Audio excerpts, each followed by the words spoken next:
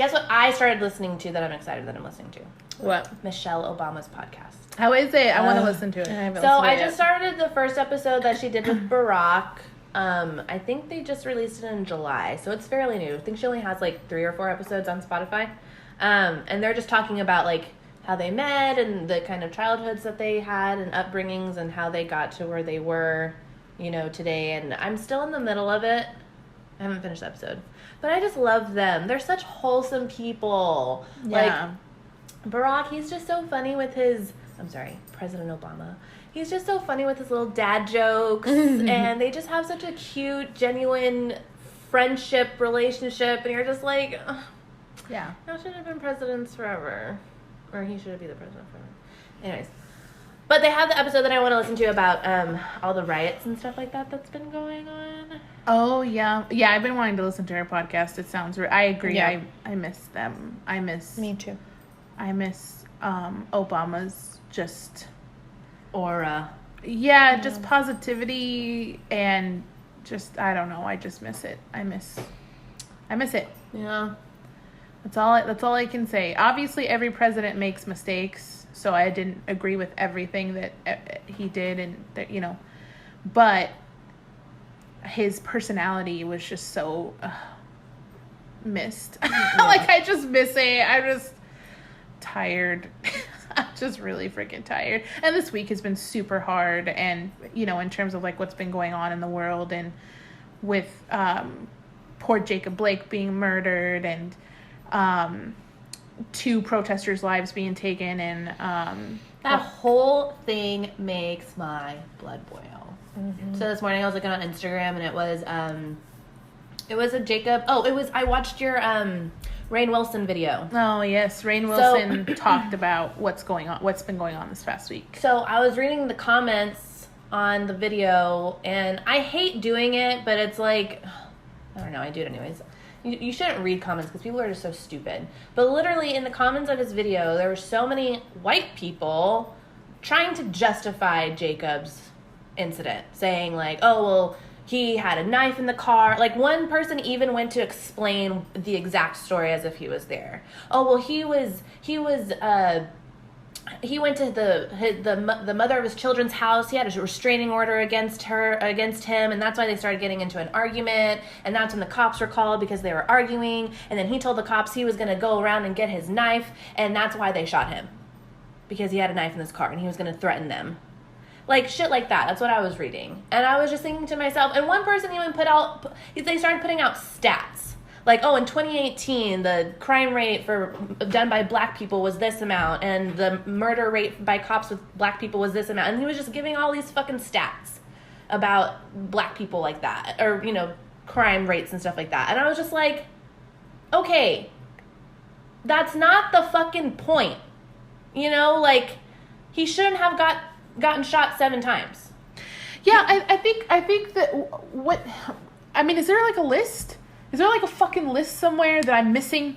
I'm missing this magical unicorn list of shit that justifies me being shot, or a black person being shot, or anyone being fucking shot. Like, am I missing a list? So I can't, if I have a restraining order, I deserve to be shot. If I have a knife in my car, I deserve to be murdered and shot. I'd be shot and murdered. If I have a gun in my belt and a fucking mental illness and I'm freaking the fuck out and I'm suicidal at my front door, I deserve to be murdered. Where's this fucking list that everyone seems to be privileged to, except for me, that justifies you murdering a person? I really want to see this unicorn list that everyone seems to fucking have. I really do. Because none of that justifies a murder. A restraining order, not justified. You threatening someone, not justified. You having a bad mental health trip, not justified in your murder. Sorry, hate to break it to you. None of that's fucking justified. But please go on your tangent of crime statistics, you piece of shit. Yeah, there's no justification of it. No, there's no justification for murder.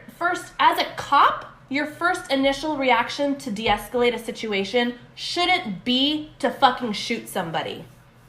And that's what we're seeing. And I think the scariest thing is that I'm realizing is, they don't care anymore. No. cops know they're getting filmed. They know what the stakes are right now. They know that, like, I'm embarrassed for SAPD and how they handled Damien's situation. I think it was the Bexar County Sheriff. Mm-hmm. Oh, okay. But well, yes, Bexar County, thing, yeah. where I live. You know, yeah. I'm ashamed by that. That's embarrassing. You know, we are, like, the way cops are just being viewed right now, like, I would like to think that you're doing everything you can to not fit the quota, to not, like they say, fit the description of what's going on. But no, it's like they're just carrying on. And I feel like those fucking Kenosha cops with that 17-year-old kid, they're oh my, it's gross that I feel like they're getting power trips off of this shit because they know that they can get away with it because that's what's happening. And it's in the media. Everybody is broadcasting these fucking cops literally getting away with murder. So it's giving power trips to other cops, I feel like no one's safe. I was thinking, like, I don't feel comfortable calling the cops right now. If something were to happen to me, I genuinely don't know who I would want to call because I wouldn't want to be the cops. That's how I feel right now. Yeah. So I mean, I understand and it's in freaking sane. We're just living in a time where everything, the pandemic, the civil rights movement, the police brutality, we're in election year, Mother Nature's going ape with the fires in California, and we had 2 hurricanes in the Gulf. That hasn't happened in a million years. Just like all this shit. And it's like, good Lord. You have anything to say, Lindsay? Sorry, that was a lot. But okay. No, I mean, it's like one of those things, or not one of those things, like the whole civil rights movement, in a wishful way, I guess. Like, I don't understand why it's happening. Like, obviously I get why it's happening, and it goes way back to history and like how the country started and all that, you know, all the stuff. But I just don't, with what I believe in and what, you know, how I want to live my life and be positive, and I want other people to live their life happy and all this stuff. We shouldn't have to have. Right. I don't get why it's a thing. Yeah. Why do I have to separate myself as a female? You know, why do I have my own worries as a female? Why do I have my own worries as a Latina? Why should Black people in general, both men and women, have to worry about the color of their skin? You know, all these things. And it goes to literally like little things such as people of color hair, different texture hair and their hairstyles in the workplace, to literally walking on the street. And so it blows my mind that it's a thing and that we're fighting for it. But I mean, absolutely, we have to keep fighting for it. And I've learned so much over these last few months with this whole movement because, you really didn't realize, or I didn't realize how deep rooted racism was. Right. Still. So I'm just learning about all these things and how, it's all systemic. So, like, for instance, the New York Post, I posted this on Twitter. The New York Post did a headline on Jacob Blake and a headline on the guy from Kenosha. I don't even know his fucking name. I don't care that much about him. But the headline for Jacob Blake was, Jacob Blake had a knife in his car, blah, blah, blah. And then the one for the 17-year-old was saying, it was a picture of him cleaning graffiti from a riot site, and the headline said his name was an aspiring cop shot to whatever, and they show him cleaning graffiti. So it's like, okay, even the media does that to, you know. And then there's another.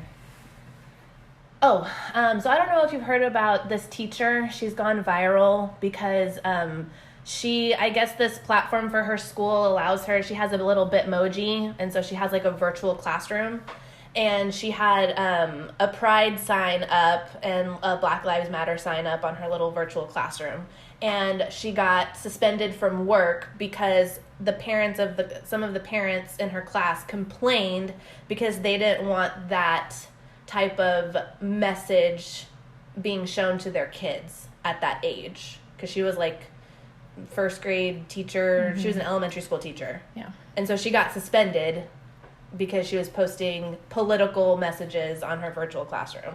And it's just like, and someone tweeted like, racism is taught. It's taught. Right. Yeah. So it's just So like... it's homophobia. Yeah. So it's just like, it's so deep rooted that, yeah, it's just... It's crazy. And I know this is a controversial statement saying, you know,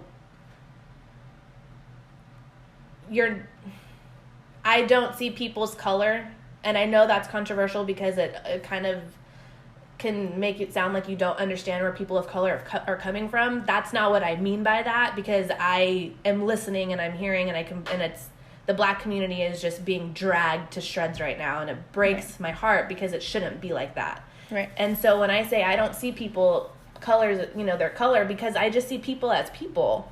Like, well, I think it's more so not necessarily that you don't see color, but I think it's more so that you don't judge people because of their color. Right. So, you know, and we had this conversation with Mom. Growing up, our parents never, you know, and in our case, I don't think it's a bad thing because I'm not a racist. You know what I mean? So, but our parents never distinguished races between us. They never showed us a Black person and said, why does this person look different to you? Because they're Black.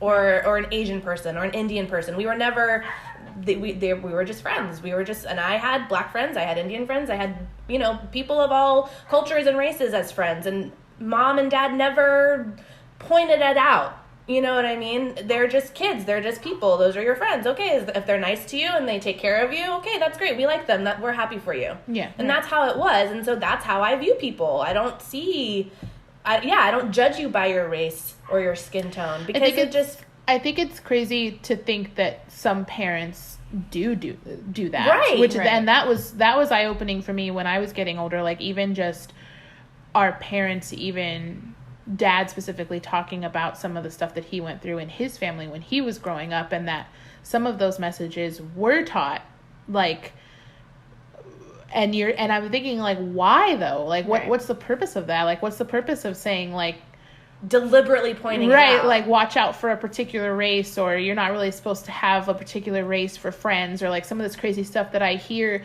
some parents tell their kids, and it's like, or like, just stick to your own race sort of thing. Right. It's like, why though? Like, I don't understand. Like, why is that even a question? I mean, come on, like, this is 2020. Like, why is that even something that we're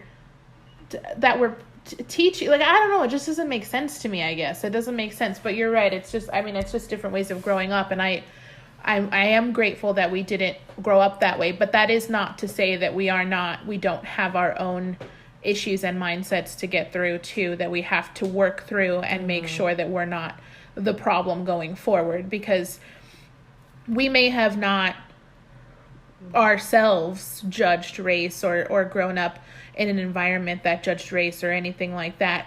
Doesn't mean that we still didn't grow up in a society that does it. And if it's not actively racist, it's covertly racist. That's the society we've all grown up in. And so we've learned things over the years, not necessarily from our parents, but just from the things around us, that has taught us how to treat people, taught us how to treat everyone.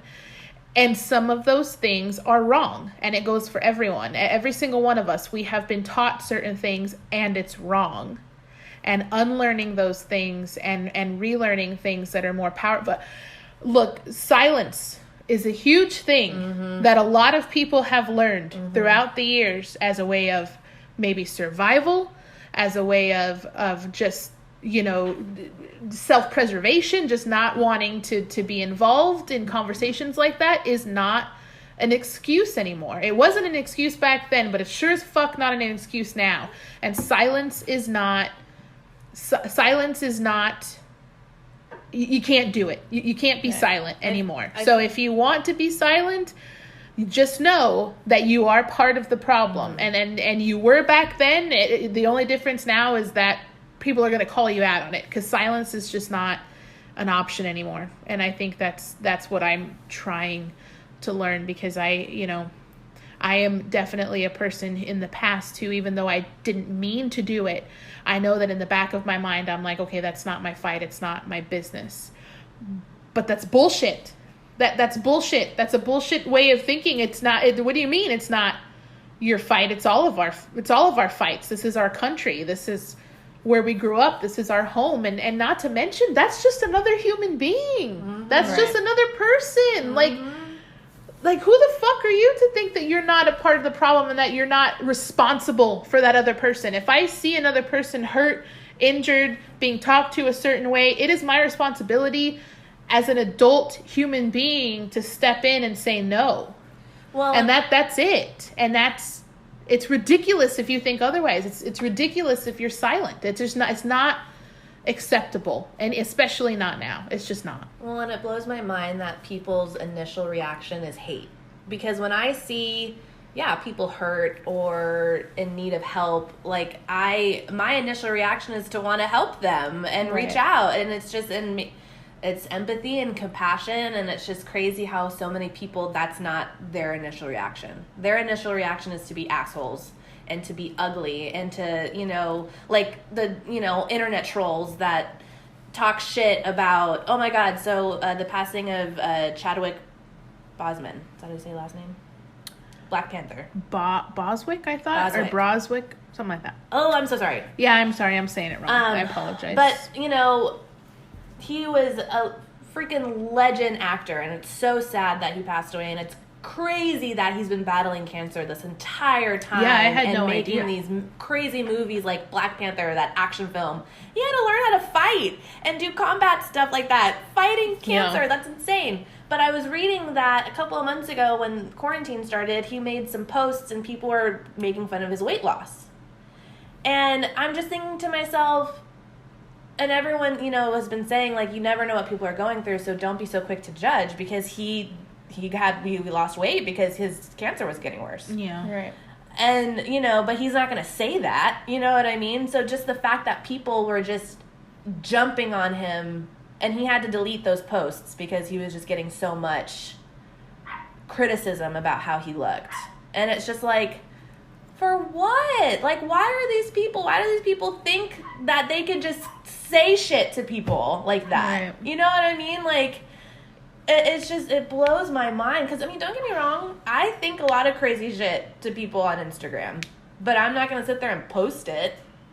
You know what I mean? It's just I don't see the point. I think there's a difference between thinking it and having the right mind. And obviously everyone makes mistakes, like, and says stupid shit, especially in person. Like, you say stupid shit. But like, it's checking yourself and going, oh, okay, like, you don't know what's going on in that person's life or mind or whatever. I don't know that person enough to make that comment. Like, it's just a respect thing, and it's checking yourself. And some people just, I don't know if they've forgotten how to do it or they just don't do that anymore. I'm not sure. But yeah, there's a lot of just verbal vomit on all these social media platforms that, in my opinion, is dangerous. Mm-hmm. There's and really just there's no use for it. Like, I don't understand why it's there. But I completely agree with you. And it's just really sad what the world is going through. And when I posted that Rainn Wilson video, I felt what he was feeling. It's funny how you see things sometimes that you're feeling the same way that person who's speaking is feeling, and I was feeling that same way, that he was just sad. And you feel helpless. It's like, I felt helpless a lot recently. Mm-hmm. I just have felt like I don't know what to do. I don't know. This whole movement, I've just felt like I feel guilty because I feel like I'm not doing enough. Yeah. I'm not actively protesting like I see some of my friends are. I have friends that have been protesting since this entire time. They've been protesting in San Antonio. Awesome. They've been protesting in Austin. Like, they've been out there actively on a regular basis going for it. And so, the past, like, my Twitter, all I've posted is just about the movement. Protests, videos, information. I feel weird not posting about it. I feel like I should not be not posting about it. Yeah. And my Instagram stories, that's, I'm constantly posting just things like that. I've lost followers. My follower count has gone down. But, I just feel like it is up to us to not be silent. We can't sit here and just expect things to go away, because it's not going to happen that way. Yeah. And I also feel like there's a loss of trust. And I think in these situations, when you talk about conversations and topics that are so polarizing, and I don't, kind of like Lindsay, I don't understand how Black Lives Matter is so polarizing. I don't understand how feminism is so polarizing. I don't understand how immigration is so polarizing. For whatever the reason it is, for whatever the reason, some people just don't want other people to, I don't know, thrive or live in some cases, to be honest. So, but whatever. I feel like when you talk about these topics, sometimes people forget about trust. Like, if I'm telling you I'm hurting, if I'm standing in front of you and saying, dude, I'm having a tough time. You know, I'm a woman, or I'm Black, or I'm Hispanic, and I'm afraid to go outside, or I'm afraid to call the police, or I'm afraid to be alone in a room full of men ever since this situation happened to me. I can't find this out, I'm scared. There's no, it just seems like there's less and less trust. Like, I would expect the person opposite me to go, oh my God, I have no idea what you're going through, but I trust that you're telling me the truth based on your experiences. How can I help you? Yeah. And I feel like that's what the Black Lives Matter movement specifically right now is it's a large group of people telling everyone, dude, we are dying. Yeah. We're struggling. We're dying. And no one is changing anything. It's we've tried to change for years. It's not working. We take steps forward and then 5 steps back. Like, come on, like, there needs to be huge changes here. And some of the world is going, nah, you're fine. yeah. And that's crazy. Yeah. How can you not? They are telling you their experience. You might not be Black and you might not know exactly what they're going through, but what happened to the trust? What happened to looking at them and going, okay, I trust you. You're going through it. Let's work together and let's help you out, and then maybe we'll go after ICE next. You know what? I see that meme a lot. I see ICE, we're fucking coming for you next, buddy. Because that's what I would feel like. That's what I would want. I would want just a cohesive kind of like brother sister team effect here of going, you know what? Black lives are dying. Okay. So are my people's children in cages on the border. Let's get yours first and then let's tackle mine second. You know what I mean? Like, it's like, come on, like, let's do this, or let's do it all together. And the environment's next, by the way. By the end of 2020, we're also going to do the environment, or and I know that's a very simplistic way of putting it, but that's the sort of, but why can't it be that right, simple? That's the sort why of can't it brother sister sort of mentality that I just wish that we had sometimes as a community, is just a very like supportive, like, okay, I don't know you, I don't know your experience, but I trust that you're hurt and I trust that what you're telling me is right. So let's go. And that's it. No, but what I was saying along the lines with Ashley's trust is, we are literally seeing people getting killed by the police. It's not hearsay. It's not a story that someone told you. It's not like we're having to give them the benefit of the doubt and believe when they say things are happening to them. We are literally seeing it every day on video, live, people dying, Black people being killed by police. It is now a regular basis. And that is true. Weekly basis, there is someone new. Mm-hmm. And, and it's not just the police, it's like that time, when was it, June, July, where they were finding Black people being mysteriously hung in parking lots and schools, and no one wanted to investigate that. It was all suicide. And it's like, that's weird. Why is that happening all of a sudden? Right. And then too, like, look at Fort Hood. All of these soldiers' bodies being found. They found the most recent one. He was hung in the woods. Yep. You're gonna tell me that's suicide? I don't know. there's a pattern now. Before he died, he reported sexual harassment before he died. Okay, that doesn't raise a red flag. That's the second body you found with within 6 months, because Vanessa was found in what, May, and this kid was found just a couple of weeks ago. That doesn't raise a red flag. Same base. He was found in the woods. Sexual harassment before he was killed. That does not raise a red flag. You're just gonna probably rule that as a suicide too. Okay. And that is true. I and to your point, you know, and that's why I said, like, obviously the point that I was trying to make was very simplistic, but it's so much more. It's deeper than that. Like, but it's just frustrating that because we are seeing people die. Like, it's not just you're just telling me a story and I didn't see it. Like, I am seeing it in front of us, and the fact that that's why it makes it worse. Yes, people I agree. trying to deny it or justify it. Yeah, I'm trying to. Well, he should have complied. Okay, well, I saw a fucking video the other day that infuriated me. This guy, black guy, hands up, hands behind his head. He already knew. Hands up, heads behind his head. These two fucking white cops come up to him. One of the cops walks behind him and kicks him in the back. Like, the guy jumped before he kicked. Like, he just wham in the back. My God. And the guy, and he's like, come on, man. And then they tackled him and they started beating up on him. 4 cops. Jesus. And the wife is in the car. She's recording him. No. Cop pulls her out and arrests her. And you're going to fucking tell me, well, he should have complied. He had his hands behind his head before they got to him. And they kicked him in the fucking back. Tackled him. That's on that fucking unicorn list, I'm telling you. That whole compliance thing. What? That's on that murder unicorn list. That's on that. It justifies a cop murder when you do not comply. I don't know why. But it justifies the fucking cops killing you. No, the cop can kill you, Lindsay, because you didn't comply. That was it. Or That's you were all. mouthing off. That's it. You talked back to the cop, so you deserve to be shot. And it's just like, and that's what I'm talking about. These power trips, these egotistical fucking assholes that, these pigs that get so hurt, so fragile.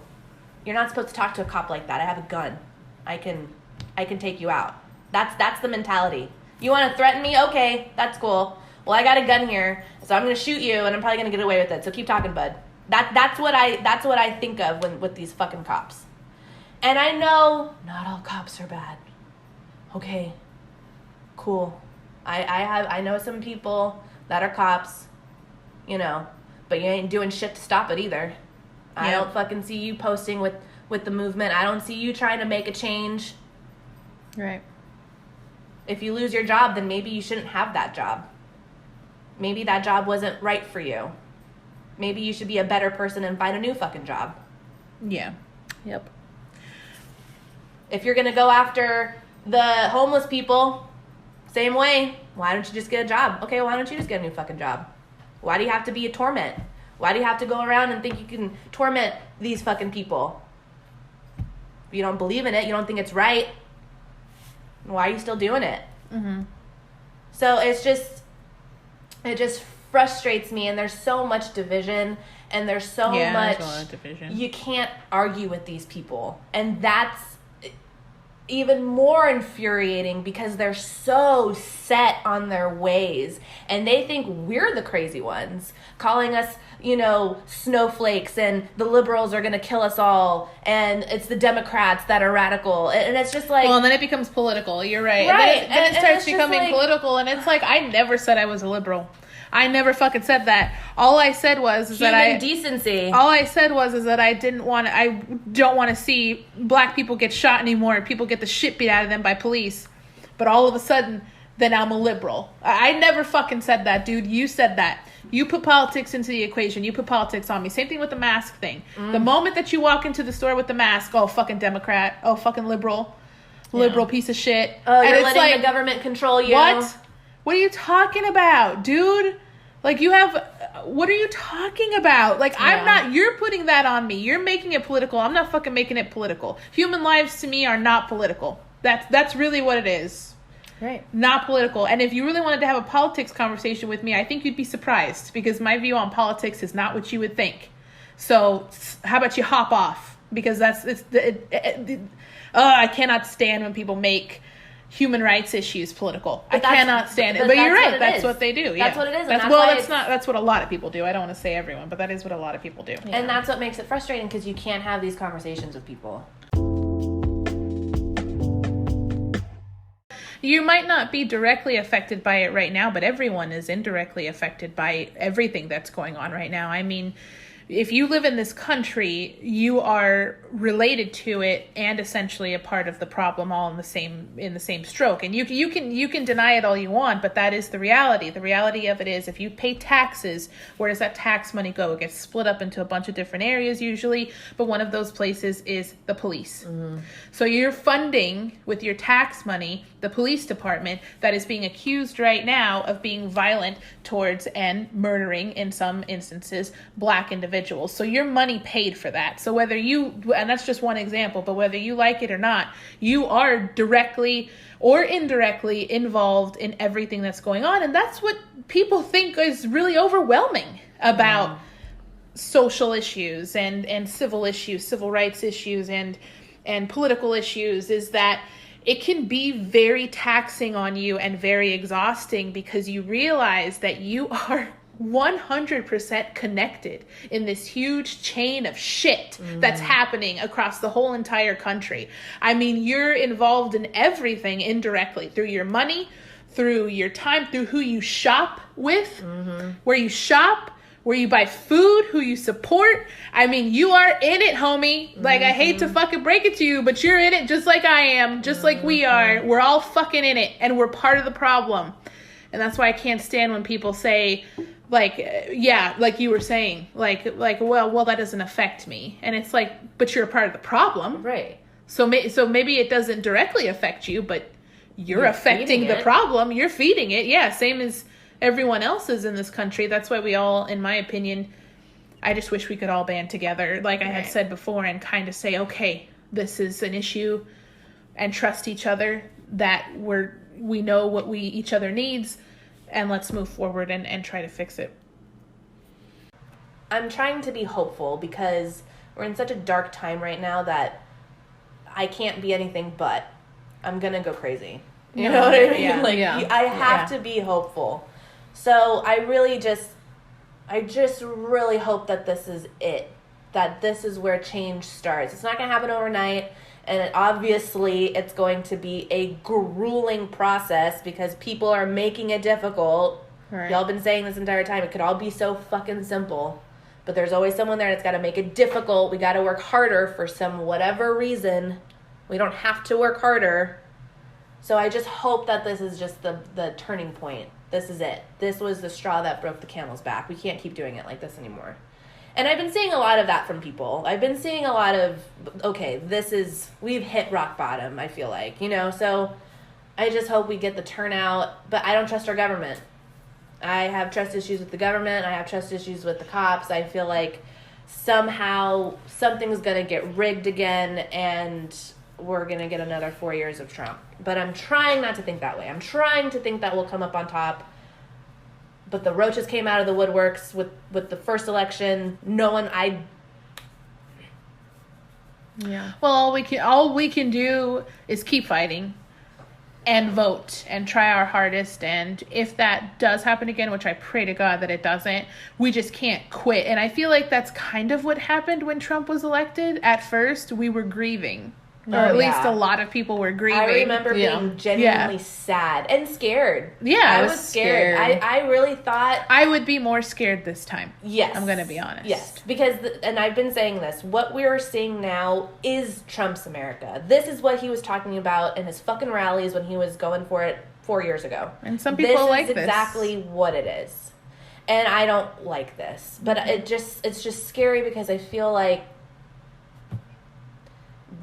they're the ones that have just been winning this entire time, because the right people are in office to protect these roaches, and it's scary.